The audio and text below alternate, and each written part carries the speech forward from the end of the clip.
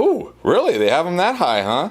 Oh, that low? Oh, man. Hey. I was just checking out some underdog lines, and some of these lines have really stood out to me that I see already as we head into week 3. And, I probably should share it with you because this might be information that can help you set the right winning lineup for week 3. These are 10 Vegas lines that I looked at on underdog and thought, wow, really?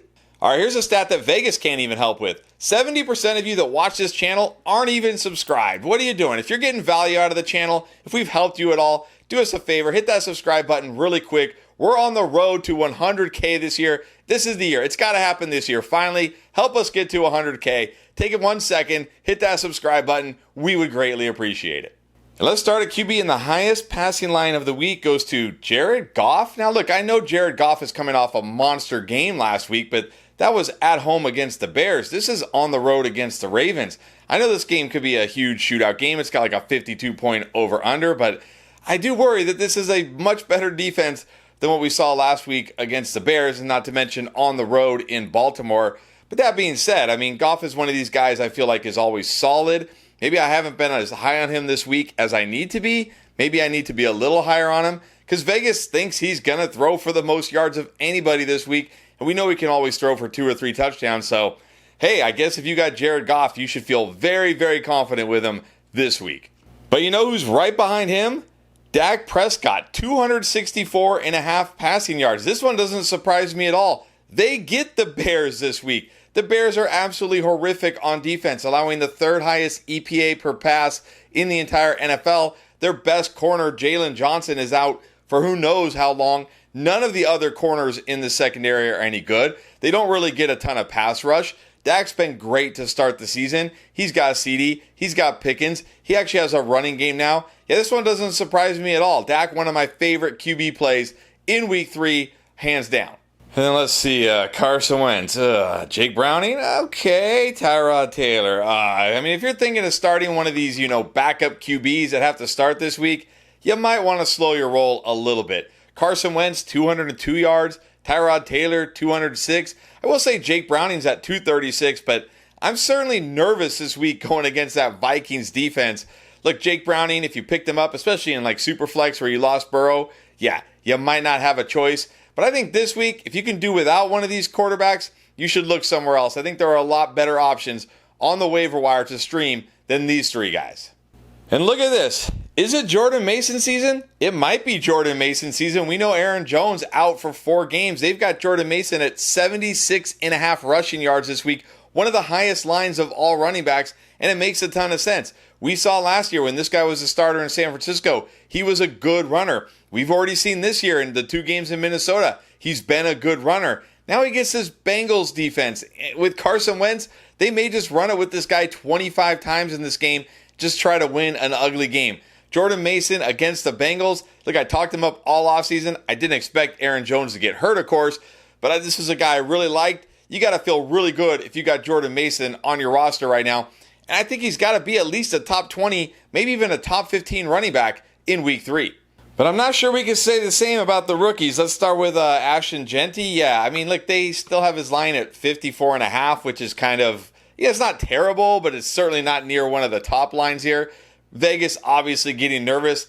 I'm getting a little nervous too, and it's got nothing to do with Jeanty. I think Jeanty is a good player, but we're seeing he's losing work to Dylan Laub and Zamir White in the passing game. B, this offensive line looks terrible, and C, how good is this Raiders offense really going to be? And this is something I talked about during the offseason where I was like, I moved him out of the first round as the offseason went on because I'm like, how many touchdowns can this offense really get him? I think we're starting to see that. Look, don't do anything crazy. Don't panic on Ashton Jeanty. I'm not benching Ashton Jeanty here. I mean, if you've got 2 better options, sure, you can think about it, but this guy is still a good player. He's still the guy they just spent a top 10 pick on this guy. You got to think he's going to get more and more involved in this offense. Just not sure if it's going to be this week just yet. But I'm really starting to freak out here about Omarion Hampton. And I think, Vegas is kind of with me. 41.5 rushing yards this week, which is very low. But Najee Harris, 25.5, which is much closer of a split than we would like to see. And what did we see on that Monday night game in week 2? We saw Najee get more involved. I mean, yes, Hampton's still the lead back here, but Hampton only had 8 carries in that game. Najee had 2 of the 3 catches. Hampton, I know that fumble was credited to Herbert, but I mean, if you're the coaches, you're kind of looking at the rookie like, did you just fumble, that ball and almost cost us the game? I mean, they didn't really almost cost them the game because, come on, the Raiders couldn't do anything. But still, there's some warning signs here, at least in the short term. I said on the start sit video, I'm not starting Hampton this week. I just think it's way too risky to put Hampton in your lineup until we see this guy start to emerge as the clear RB1. Again, it's too soon to give up on this guy after 2 weeks. Remember, Jahmyr Gibbs, wasn't lighting the world on fire his start to his rookie campaign either. There's still time for Hampton here. I'm just not sure I'm ready to put him in my lineup this week.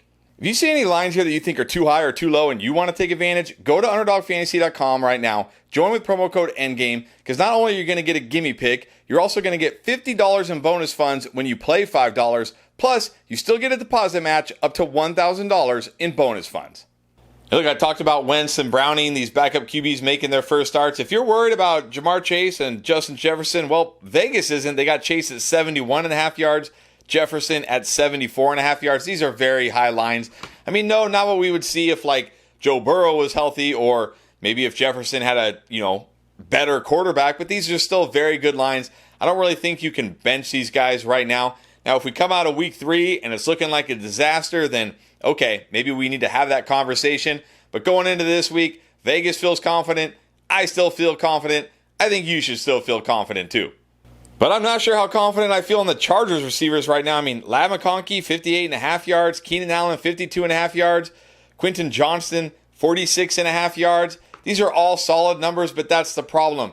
We need better than solid numbers. Like, we didn't draft Ladd McConkey to be in a 3-man wide receiver split here. I mean, if you drafted Keenan Allen or Quentin Johnston very late, you're feeling good right now. And look, Ladd McConkey is going to score touchdowns this year. This isn't like a guy who is never going to get targeted near the end zone, can't score. This guy can certainly score, and he's still a great player. But you got to be worried right now. I mean, just because we got 3 guys who are all heavily involved in this passing game. Now, on the plus side, the Chargers are throwing to the wide receivers at the highest rate of any team, so maybe they can support all 3 of these guys. And again, if you got QJ or Keenan late, you're feeling great right now. And if you drafted Ladd early, you're not feeling so great. This is not a great spot against the Broncos. I do worry that maybe QJ is going to get more Surtain than the other guys, so maybe this is a week where Ladd and Keenan are better and QJ kind of takes a back seat. But who really knows at this point? All 3 of these guys are involved. All 3 of these guys could do something. All 3 of these guys could score. This is honestly a little bit of a headache right now. And I talked about that Raiders offense when I talked about Genty, but if you're worried about the passing game here, like Jacoby Myers, Brock Bowers, don't be. They have Jacoby Myers 64.5 receiving yards, which is, believe top 15, maybe even top 12 among wide receivers. And they still have Brock Bowers at 56.5 receiving yards, which is second only behind Trey McBride among tight ends. So you should not be worried here. Look, Brock Bowers, he was out there way more in week 2. It wasn't the knee. He wasn't limited for the knee. I think he ran like 80-something% of the routes. He was out there plenty. It was just, the Raiders were terrible. Geno was terrible. This is a much better spot for him against the Commanders, who just got annihilated by Tucker Kraft in week 2. And the same thing with Jacoby Myers. This is a much better spot for Jacoby Myers than last week. Myers has been involved. He's going to be fine. Don't panic. I love both these guys in week 3. Then again, going back to the Bengals, I know a lot of people are going to be nervous about the whole Bengals offense, right? Chase Brown, but again, Vegas not nervous here. 70.5 rushing yards is the line for Chase Brown. We talked about him on the Booms video. This is a great spot. Minnesota is a run funnel defense. They're very, very strong against the pass, very weak against the run. You got to think they're going to rely on Chase Brown a little bit more. I know the offensive line has question marks.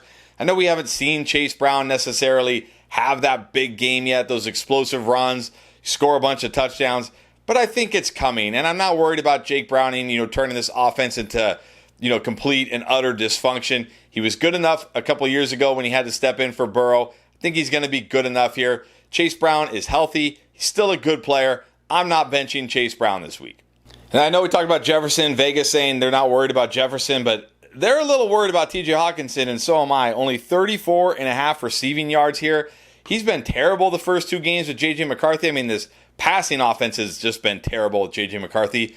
Do we really believe Carson Wentz, when's the last time Carson Wentz took a meaningful snap? Do we really believe this guy is going to be the answer? I mean, look, maybe he just force feeds TJ Hawkinson Let's hope not, because I'd rather see Jefferson have a big game than TJ Hawkinson, to be honest.